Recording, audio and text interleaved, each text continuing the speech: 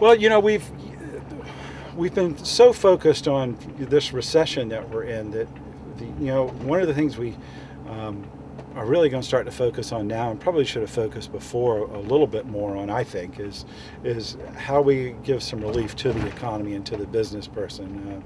There's some bills that have been filed, and I've signed on to a few to try to offer some small business owners some insurance relief. There's also going to be working with the banks to see about freeing up some money so that people can get a loan and they can get through these tough times and grow their business if they're in a position where they want to. And right now, we bailed out the banks, but you would never know it because they're really tight with the dollar. And Right. we do appreciate the fact that maybe they're being a bit more responsible than we were in the past.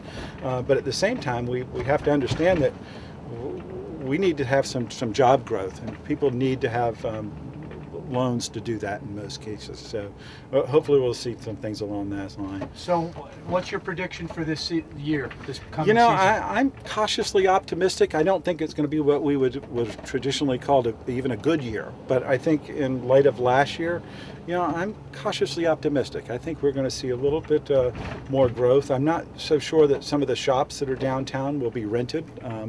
And that may be okay, because then if there's fewer people, maybe you need fewer shops. And so the ones that are there and have survived this long might be able to see a little bit of a bounce this year. So you'd like to see all the storefronts occupied, and I know that Steve Karp would like to see them occupied, but and maybe we will get them booked, but maybe they'll be for a little bit better of a rent than will help the business owner, maybe make some money.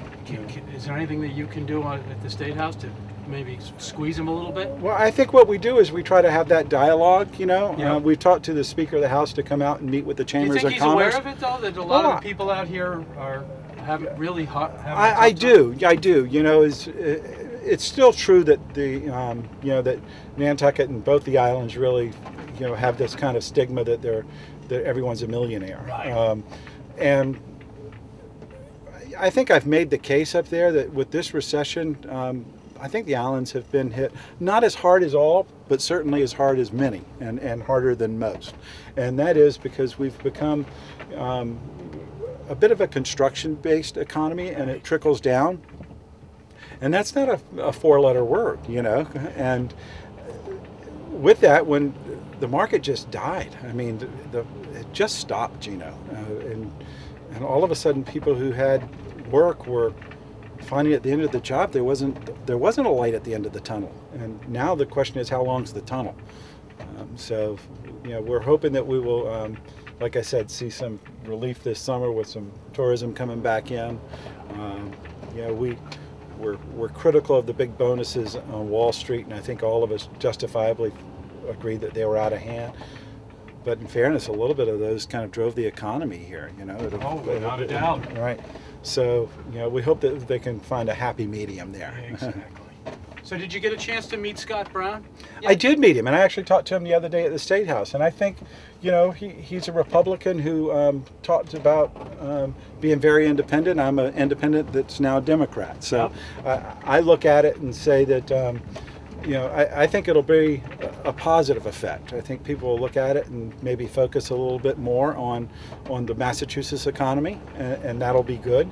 I also think he will be under pressure, just as I was, to kind of prove that, I understood the Democratic side of things while maintaining being an independent. I think he's going to have to prove that he's can be an independent while still having an R behind his name. But I think people are energized by it, and I think people are looking at it and say, okay, fine, maybe people will listen a little bit. And I see that affecting, already in the State House, and so in that respect, I think it'll have a positive effect. How long have you been in now? I've been in just over a year. So my take has been, it's a little bit of what I expected. Okay, I don't think any of us expected the economy to tank as quickly, as deeply as it did. But as far as the workings of the government, the workload and everything, and the are things getting done? I mean, they are getting done. We've had some major reform bills that, there again, being a freshman legislator, I look at them and say, gee, how did we ever get to to this point to begin with, and second of all, we're not going far enough. But if you look at the people who have been in the institution for a while, you know, they have a bit more history and they've become a little bit more comfortable with what they're doing. But we did transportation reform, which was major. You know, got rid of the Turnpike Authority, which we've all read about over the years. You know, what I haven't seen a whole lot of is, you know, we've seen some, but the consolidation so that we're really going to start saving money. Now, I think it's coming, but it's not coming as quickly as I'd like to see it happen. We did, you know, pension reform, and, you know, there again, I probably felt we could have gone a little bit further with that, but the people who have been up there and are about ready to receive their pensions, we're feeling as if, whoa, what are you doing here? We also did some stuff, you know, the part of the pension reform was, you know, the 1 day and a king for a day thing they called it, which was, you know, whether if you're a legislator or if you're a firefighter or something like that, you know, it used to be that if you were a legislator on January 1st, that counted as a whole year towards your benefits.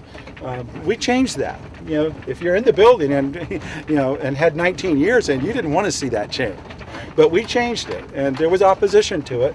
But it was the right thing to do, and we never should have gotten to that point to begin with. I had a selectman in part of the district who made a comment to me about, because we also changed some of the stuff where you get credit for time. You have people like George Rogers, who are not George Rogers, George Thomas, who was a former legislator on the Cape, who had been a moderator for a number of years. And when he retired, he had been a legislator for 7 years, but he had been a moderator for close to 30. He actually got credit for 30 years of service, you know, even though he was getting paid, you know, $100 as a moderator. So we fixed that, you know. Yes. Could we have done more? Once again, I would say yes. The king for the day thing, such as you've probably read the stories about some of the firefighters who, you know, in Boston may have worked for a day as in the chief's position and then retired at that level. You know, those were abuses that, you know, how they really came about, I don't know. I wasn't there, but we've made those corrections too, and I think we need to continue focusing on those type of things. Mm-hmm. Ethics reform, we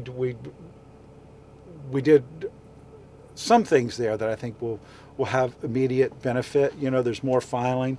I think the lobbyists who, you know, if I had my way, I'd, you know, no offense to any lobbyists out there, but I'd get rid of all lobbyists or make it so legislators couldn't lobby afterwards. But we did change the rules there, yeah. So it'll be more difficult, and there'll be, you know, requirements that they have as far as filing goes. And municipalities now will have to do automatic ethics, you know, classes, as will legislators and our aides. It's mandatory, and you sit through a seminar. For instance, what would? Well, we talk about things like what you can and can't do. You know, for instance, well, that's a good question. Let me give you a for instance. You take, for example, a web page. A legislator may, because I know you like web pages and stuff, or in that stuff. A legislator might have a web page at the State House. He might have had a link to his own website, and that website had a place in there where you could donate funds. That was deemed to be inappropriate because indirectly someone can click on something that's basically paid for by the state, because it's a state-run website. It's for, you know, it's for all of government, and, you know, the governor's in there, all the other agencies are in there, the legislators are in there. And if you clicked on, you know, TimMadden2 site and you went there and it told you what committees I was on and so forth and so on, then if I had a link to my own private web page, you know, people would be tempted to go there, and then indirectly they might look at it and say, well, we'll make a donation. And where did they get there? They got there from mine. So that would be a little example.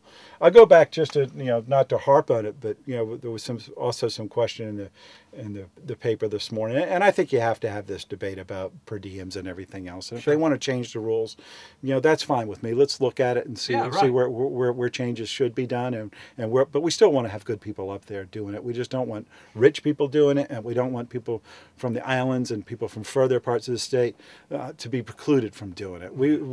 It's supposed to be representative of the whole Commonwealth, and it shouldn't be just people living in the city that could have quick access there that can make the efforts to do it.